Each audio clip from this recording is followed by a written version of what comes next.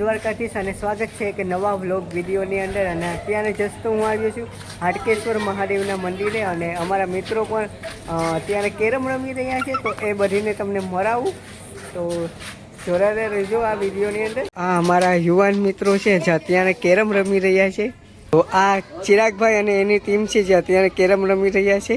તો જો કેરમ રમે છે, તો ચિરાગભાઈ આ તમે રોજ રાત્રે કેરમ રમો?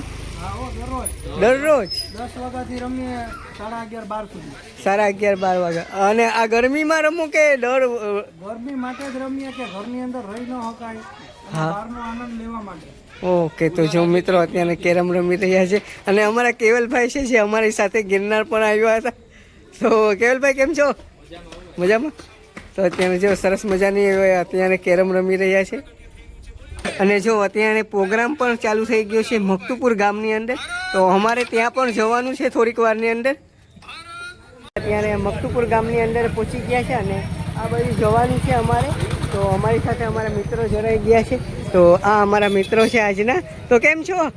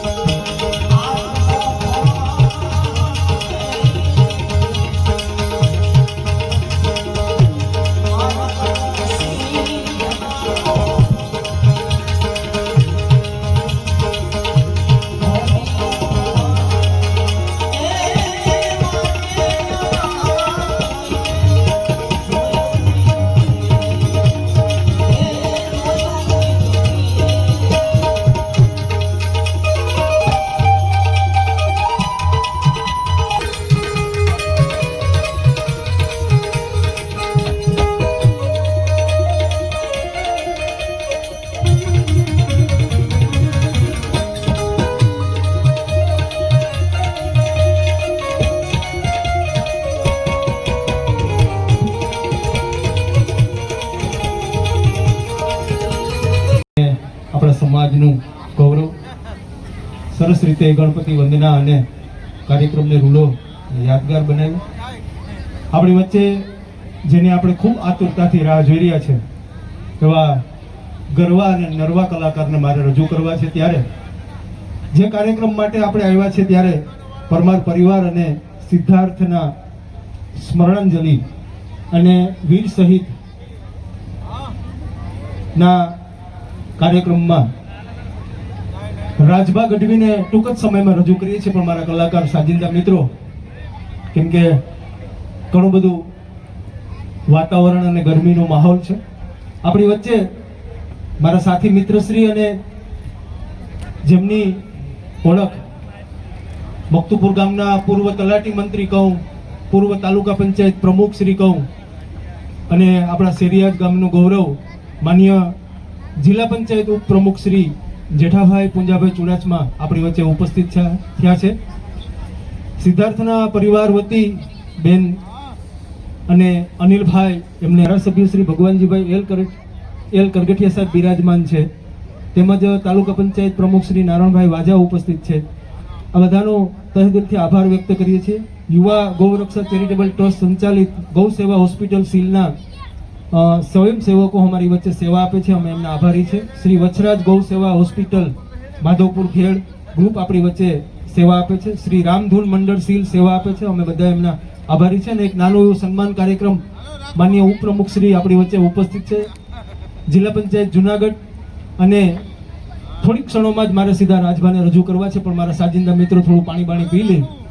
અને હા, અને એ અરસામાં બેન જે કાર્યક્રમ પૂરેપૂરો ઓર્ગેનાઇઝ કર્યો છે એવી બેન સંધ્યા પણ આપણી વચ્ચે એના પુષ્પરૂપી બે ફૂલ એમના ભાઈના ચરણોમાં મૂકવા જઈ રહી છે.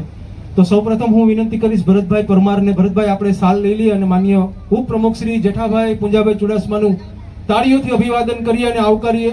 આપણું સમાજનું અને આ વિસ્તારનું જેમનું નેતૃત્વ એ એમની ઓળખ છે. તાળીઓનું અભિવાદન દઈએ. ભારત માતા કી. હું વિનંતી કરીશ રામને આ કાર્યક્રમમાં એમની ઉપસ્થિતિ અમને પ્રેરક બળ પૂરું પડશે. બોલીએ ભારત માતા કી. બેન સંધ્યાને વિનંતી કરીશ કે બેન આપ અહીં બે ફૂલ રૂપી શબ્દ ભાઈના ચરણોમાં અર્પિત કરીએ. તો હું આપ સૌને 5 મિનિટમાં છે, પછી મારે તરત જ રાજભાને રજૂ કરવા છે. અનિલભાઈનો દીકરી થઈને દીકરો રૂપી કામ જેઓએ કર્યું છે અને આ અત્યારે કાર્યક્રમમાં સફળ બનાવવાની એમની જે જહેમત છે અને આપ સૌની જે હાજરી છે એ બદલ ભાઈના ચરણોમાં અને આપ સૌનો આવકાર સાથે બે શબ્દ. બેન સંધ્યા પરમાર.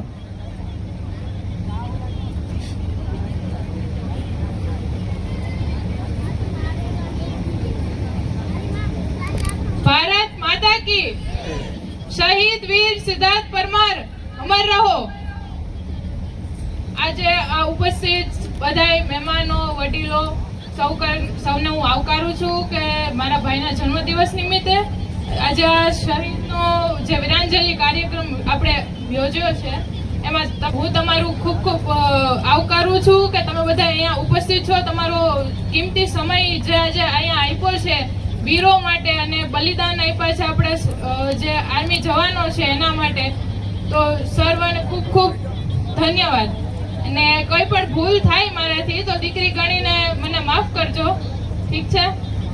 સિદ્ધાર્થ પરમાર એટલે કે મારા ભાઈએ 2020માં આર્મી જોઈન કર્યું હતું, જે ઈએમઈ ભોપાલથી એની ટ્રેનિંગ કરી હતી. ત્યારબાદ એનું ફર્સ્ટ પોસ્ટિંગ મેરિટ યુપીમાં એને 3 વર્ષ વિતાવ્યા હતા. ત્યારબાદ એને પૂરી નિષ્ઠાપૂર્વક ફરજ બજાવી હતી. ત્યારબાદ એનું સેકન્ડ પોસ્ટિંગ આસામ લખાવલીમાં 656 બટાલિયનની અંદર થયું હતું. ભાઈ ખૂબ જ દેશ પ્રત્યે અને ફોજ વિશે ખુદ બહુ પ્રસિદ્ધ હતા અને ખુદ આર્મી વિશે નાનપણથી જ એને આટલો શોખ હતો અને પોતે પહેલેથી જ શોખ હતો અને એનું સપનું પૂરું કર્યું. આજે ભલે ભાઈ અહીંયા ઉપસ્થિત નથી, પણ હું આજે જે હાલું છું, આજે મેં કર્યું છે એ મારા ભાઈના બતાવેલા રસ્તે જ હું આવેલી છું અને એનાથી જ હું આટલા કાર્યક્રમ સુધી પહોંચી છું. અને આગળ પણ સિદ્ધાર્થભાઈ જ્યાં સુધી હું છે અને જ્યાં સુધી મારા મમ્મી પપ્પા છે ત્યાં સુધી આવી જ રીતના ભાઈ માટે કંઈક ને કંઈક હું કરતી રહીશ. અને જે એનું સપનું છે, જે અધૂરું રહી ગયું છે, એ હું એની બેન સંધ્યા પરમાર પૂરું કરીશ. વિજયભાઈ મોકરિયા, એમને પણ હું આવકારું છું કે તમે અહીંયા તમારી હાજરી આપી, આપણી ઘરે આવ્યા, ભાઈના દર્શન કર્યા, એ બદલ તમારો ખૂબ ખૂબ આભાર. અને મારાથી કંઈ ભૂલચૂક થઈ ગઈ હોય, કોઈથી પણ કંઈ પણ ભૂલ થઈ ગઈ હોય તો મને માફ કરી દેજો. અને સ્પેશિયલી મારા મામાની ટીમ જે કે સતીશ મામા અને ગૌરક્ષક ગ્રુપ વાળા, માધુપુર હોય કે સીલ, તથા મારા કુટુંબના ભાઈઓ અને બધા ગામજનોએ મને બહુ સપોર્ટ આપ્યો છે. અને આવો જ સપોર્ટ એક દીકરીને આપતા રહેજો કે આજે હું આટલા મુકામે પહોંચી છું, આવતા દિવસોમાં આનાથી પણ ઊંચા મુકામે પહોંચું. એ બદલ મને પ્રે કરજો એ માટે કે હું આગળ હજી વધું. ધન્યવાદ.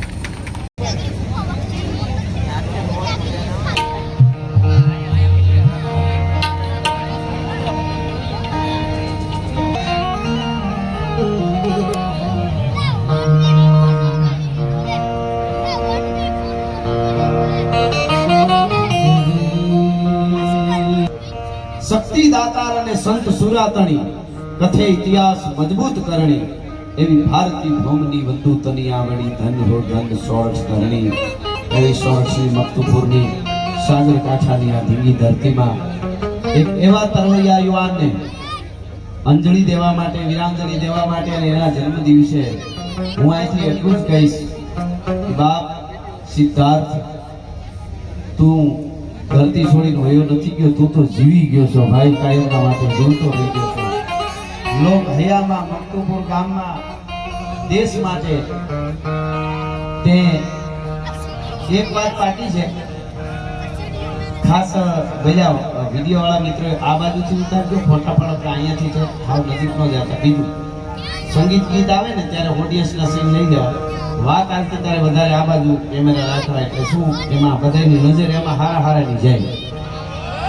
હા, એટલે અને આ પ્રોગ્રામ એક વીરને અંજલિ દેવાનો પ્રોગ્રામ છે, ખાલી મનોરંજનનો કોઈ પ્રોગ્રામ નથી. આપણા બધાય વતી આ પરિવારને થોડું થાય એટલું આશ્વાસન આપી, ખાલી 6 મહિના પહેલા જેણે આપણા વચ્ચેથી વિદાય લીધી હોય, દેશ માટે એણે તો 3 વર્ષ અહીંયા, 2 વર્ષ અહીંયા, બેને હમણાં વર્ણન કર્યું દીકરીએ.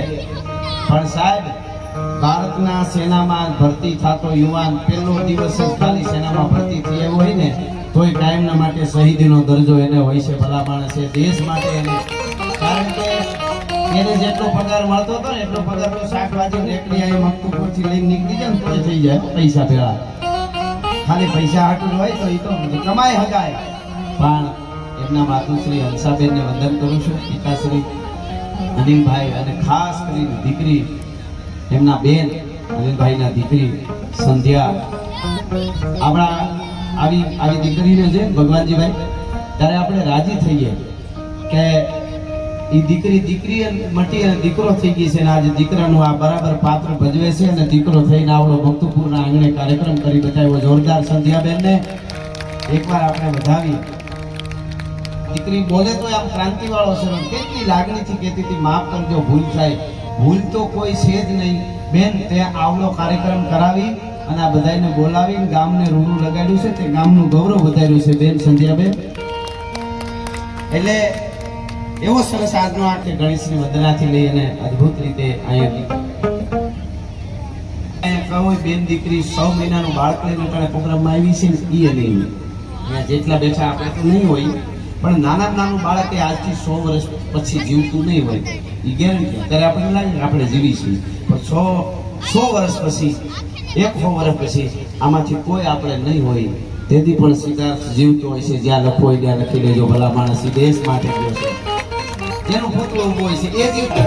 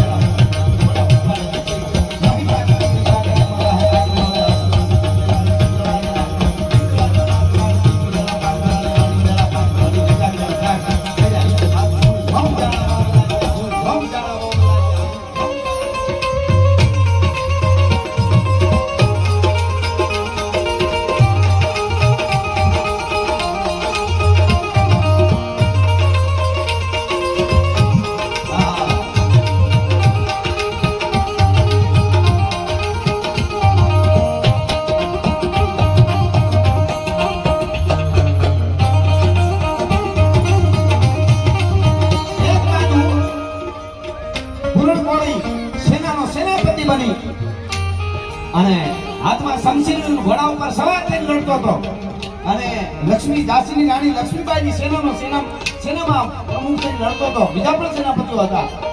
અને એક બાજુ ઝલકારીબાઈ દુર્ગાદળ જે હતું, નારીની શક્તિની જે આખી સેના હતી, એની પ્રમુખ થઈ અને કોળીની દીકરી લડતી હતી. ગૌરવ કેવું હોય છે. મને લાગે સિદ્ધાર્થ સિદ્ધેવાએ નાનાથી આની વાતો સાંભળીએ છીએ એટલા માટે એને ભરતી થવાનો આ આખો વિચાર આવ્યો હોય છે.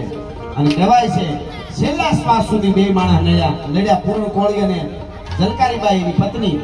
અને છેલ્લા શ્વાસ છોડ્યા ને ત્યારે અંગ્રેજોને પ્રાણ છોડતા છેલ્લા શ્વાસ છેલ્લા લેતી ત્યારે અંગ્રેજ માથે આવીને ઉભો રહ્યો. લોહીની ધધકારી જાતી હતી. પોતાના વાસે દુર્ગાના સુતા થઈ ગયા હતા. દુર્ગા જેવી લાગતી હતી ઝલકારીબાઈ. અને ખકડાટ આજકાલ ગૌરવ અમલ અધિકારી જ્યારે આવ્યો કે બહુ ભાગી તું ઝાંસીની રાણી અમારા સામે બહુ લડી. હે લક્ષ્મીબાઈ આ પકડી લીધી ને તને, આ અંગ્રેજોની તાકાત છે. અને તેથી ખકડાટ આંતરડા બારા નીકળી ગયા હતા. ઝલકારીબાઈના કોળીની દીકરીના ખોપરા ફાટી ગયા હતા. સતાય છેલ્લા શ્વાસ લેતા ખકડાટ દાંત કાઢતા બોલી હતી કે અંગ્રેજો, તમે જેને ઝાંસીની રાણી લક્ષ્મીબાઈ સમજો છો ને, એને તો મેં જીવતી અહીંથી રવાના કરીને ઠેકાણે પુગાડી દીધી. હું તો કોળીની દીકરી ઝલકારીબાઈ છું. તમારા બાપની ત્રેવડ નથી. હું જીવતી હોતા સુધી ઝાંસીની રાણીનું લક્ષ્મીબાઈનું રૂવાલ ઠાંડું કરી શકો. લક્ષ્મીબાઈ માટે થઈને પ્રાણ આપી દીધા. ઈ ઝલકારીબાઈ, એવી ઝલકારીબાઈ જેવી દીકરીઓ હોય ત્યારે આપણને એમ થાય કે આ દેશનું ભવિષ્ય ઉજળું છે. એ ઝલકારીબાઈ જેવી બને એવી આપણે બેનને સંધ્યાને આપણે શુભકામનાઓ આપી છીએ અને કોઈની હિંમત ન હારે એટલા માટે. હા,